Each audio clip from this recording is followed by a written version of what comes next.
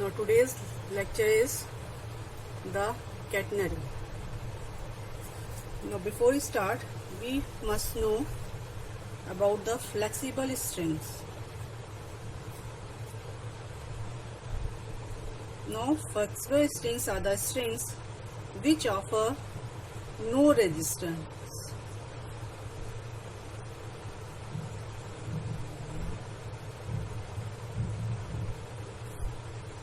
Now catenary, when we hang a uniform string or chain freely under gravity between 2 points which are not in the same horizontal line, but not in same vertical line. These are the points which are in same horizontal line but not in the same vertical line. If we hang a string from these 2 points, then the shape in which this string hangs is called the catenary. And if the weight per unit length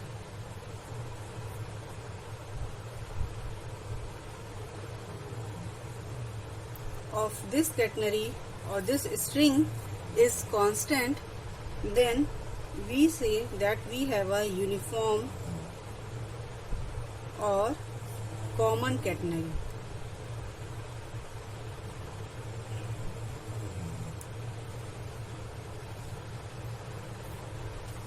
So this is a same horizontal line. Now we can see that this shape is symmetrical about this vertical line,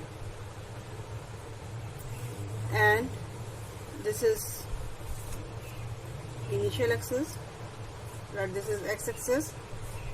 Now this vertical line is called the axis of the catenary,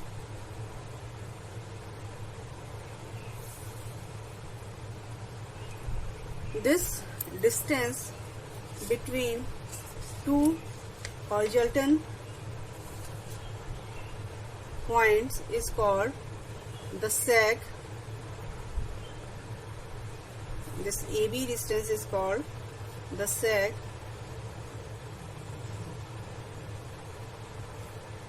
and this point is the lowest point of the catenary,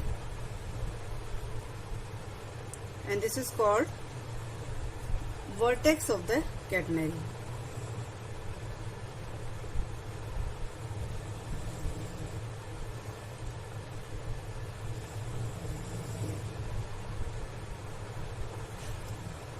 And this distance, because this is M and this is C, this distance MC, the distance, vertical distance of the lowest point from the horizontal line, is the span, is the sag, this AB is span of the catenary. The distance between 2 points A and B is span, and this depth MC is sag of the catenary. And further we will see that this lowest point is above height C from this horizontal line. So this C is called the parameter of the catenary,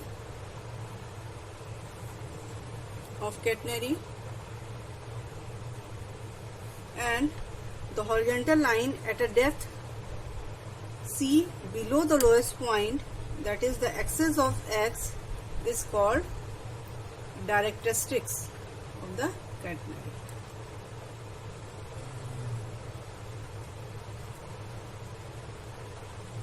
So these are some basic terms. Now we come to the equation of the catenary. When a string is hanging between the 2 points AB, and it is under the rest. Let the weight per unit length of the string is small w,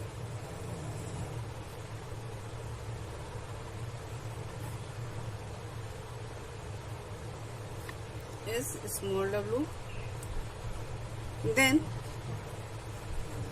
let this is the general point P on the string having coordinate x and y. Then the portion AP of the string is in equilibrium under the action of 3 forces. This portion AP,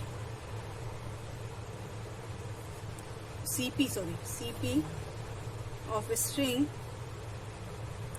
is under the action of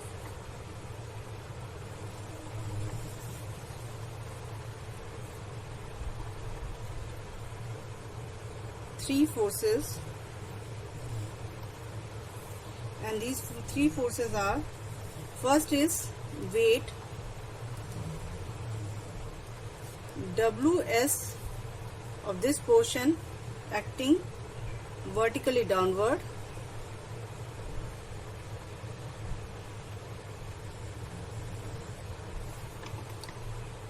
this is in downward direction. Second thing is tension T naught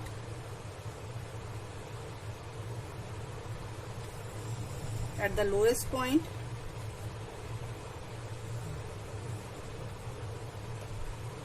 C, and third is the tension T at P acting along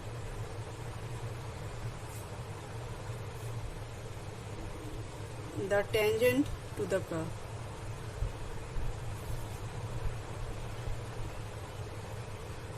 At P.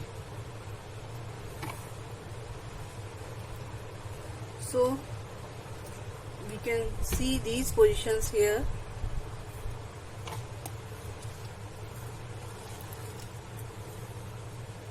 This force Ws is acting vertically downward, and at point P we have a tangent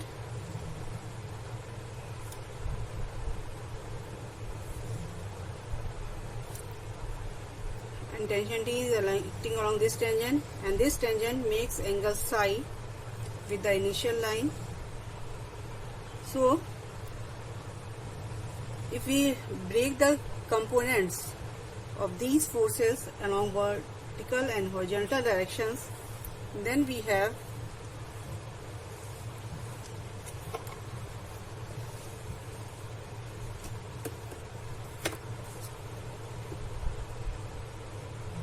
along horizontal direction we have T cos psi equal to T naught, and along vertical direction we have T sin psi equal to Ws. Now on dividing these two equations we get tan psi equal to Ws upon T naught. Now let us take T naught equal to Wc, that is the tension at the lowest point is equal to the weight of the length C of the string, and this C is called the parameter of the catenary. So when we take T naught equal to Wc, then we get, putting this T naught here and arranging the terms, we get tan psi equal to S upon C, and this implies S equal to C tan psi. So this is the equation of the catenary in the intrinsic form. It is intrinsic form of the equation. Intrinsic form means the relation between S, arc length, and psi, the angle which tangent makes with the initial line. So this is the intrinsic form of the equation. Now from equation 1, from this equation we can note that the horizontal component of the tension at any point is always constant. From this equation we can note horizontal component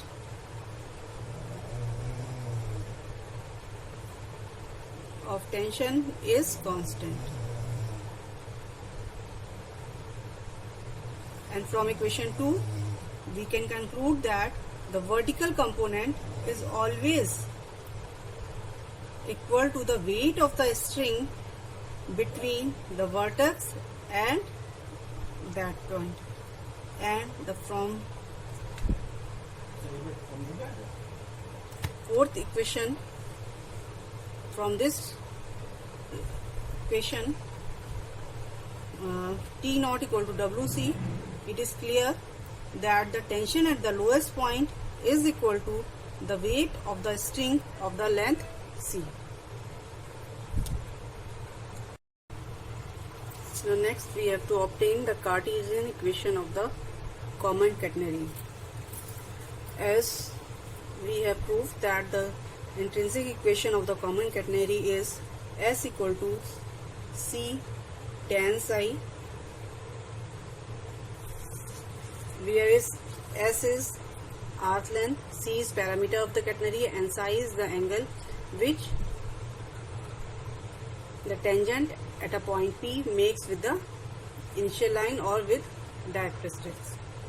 Now, as we know that dy by dx is tan psi, so this implies from this equation we have S equal to C dy by dx.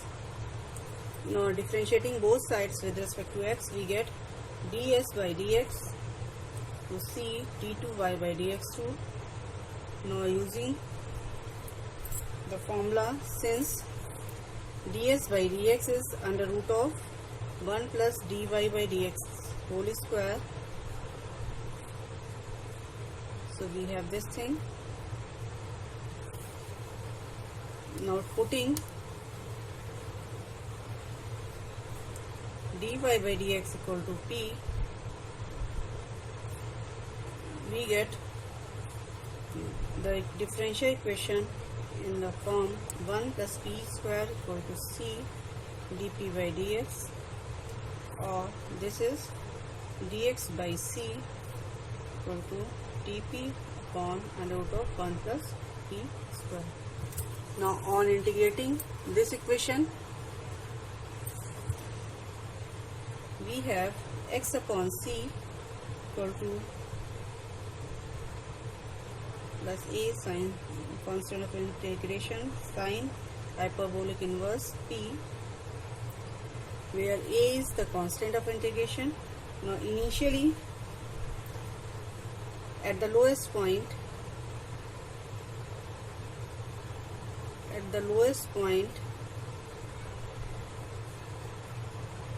we have dy by dx equal to P equal to 0 and x is also 0. So this implies constant of integration a is 0. So we get, putting the equation value of a here, we get the equation, and putting P equal to dy by dx, we have the equation dy by dx equal to sine hyperbolic x by c. Now again integrating this equation, we get y equal to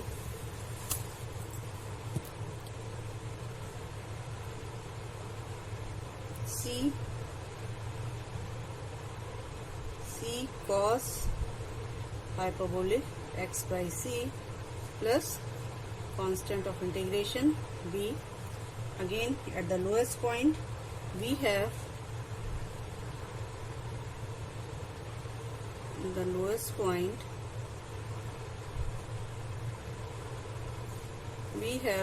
y equal to c, and x equal to 0. This implies b equal to c. So finally we get the equation as y equal to c cos hyperbolic x upon c. So this is the Cartesian equation of the catenary.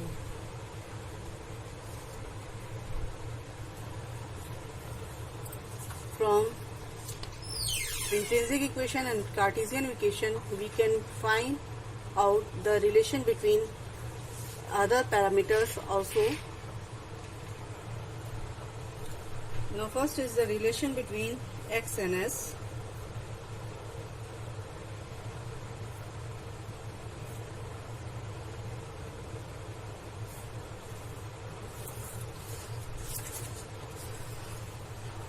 Now as we know, s equal to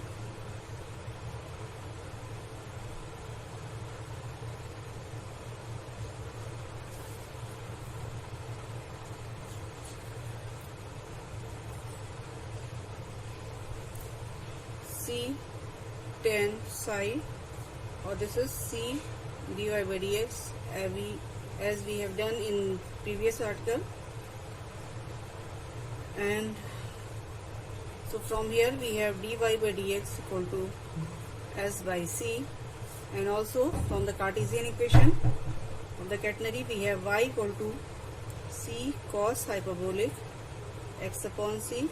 So this implies dy by dx equal to sine hyperbolic x upon c.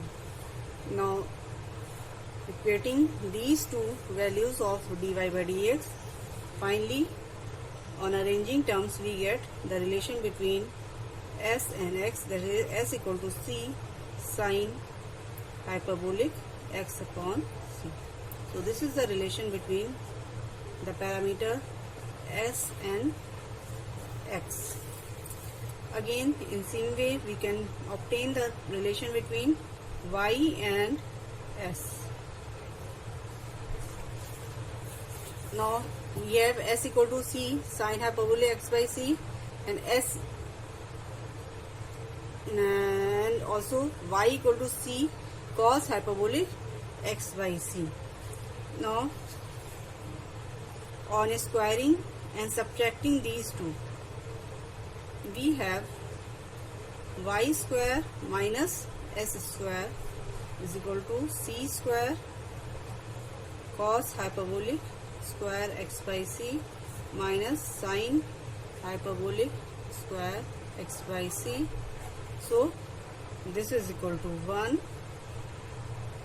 So finally we get y square minus s square equal to c square, and so we have y square equal to c square plus s square. This is also an important relation. Now third is relation between y and psi. Now as we know that dy by ds equal to sine psi,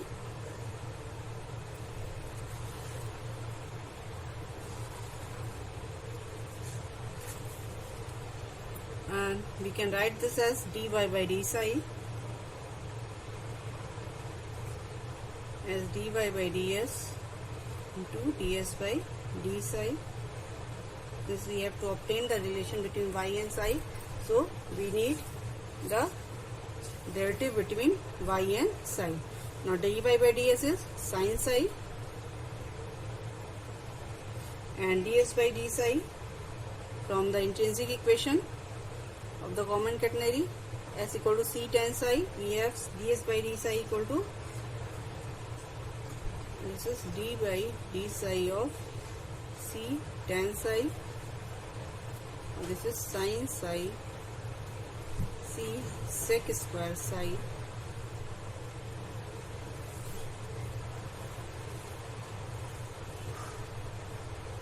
So this becomes c sec psi tan psi.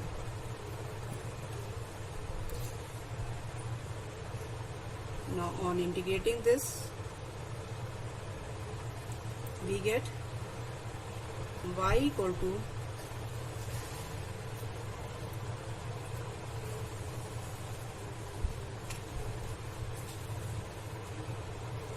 C sec psi plus constant of integration.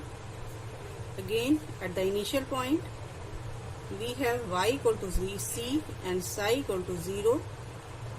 So this implies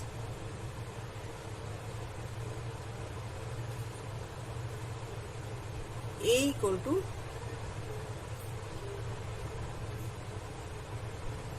zero. So finally we get y equal to c sec psi. So this is the relation between y and psi. So in the same way we can find the relation between x and psi. For this we use dx by ds equal to cos psi. Now for x and psi we find the derivative of x with respect to psi. So this is dx by ds, ds by d psi, as we done in previous case. This is cos psi and ds by ds is d psi is c sec square psi. On arranging these terms, cos psi, one cos psi will be cancelled out by one sec psi will be cancelled out by cos psi. So this becomes sec psi, c sec psi. Now on integrating this we get x equal to c log sec psi plus tan psi plus some constant of integration.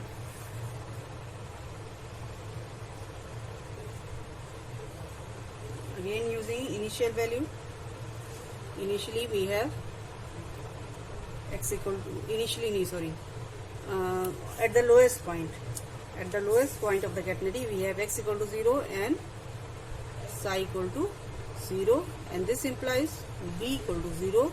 So finally we get the relation between x and psi as this one, x equal to c log sec psi plus tan psi.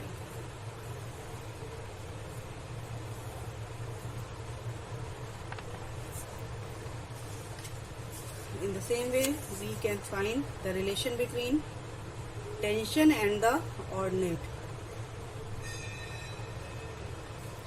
Ordinate means y coordinate of the point. Tension is t and ordinate y coordinate of the point. Now as I told you in the formation of intrinsic equation of the catenary, the horizontal force component of the forces at the point will be T cos psi equal to T naught, and T naught is equal to the weight of tension. T naught, the tension at the lowest point, is equal to the weight of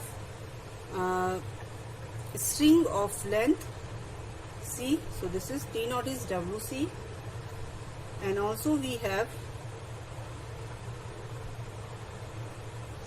now from this we get T equal to T naught cos psi,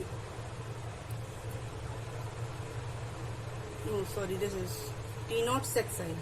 From this equation, T cos psi equal to T naught, we have T equal to T naught sec psi, and T naught is WC sec psi, and as we have proved that the relation between y and psi, from the relation between y and psi we have y equal to c sec psi. So using this we get T equal to W of y. So this is the relation between tension at any point, and this shows that the tension at any point of a catenary varies as the height of the point above the directrices. So t is directly proportional to the y coordinate of the point. And next one is radius of curvature at any point of the catenary. Radius of curvature. Radius of curvature. As we know, radius of curvature is given by rho equal to ds upon d psi, and from the intrinsic equation of the catenary we have ds by d psi equal to c sec square psi. So this formula gives the radius of the curvature at any point of the catenary. So these are the basic formulas for to study a catenary. Thank you.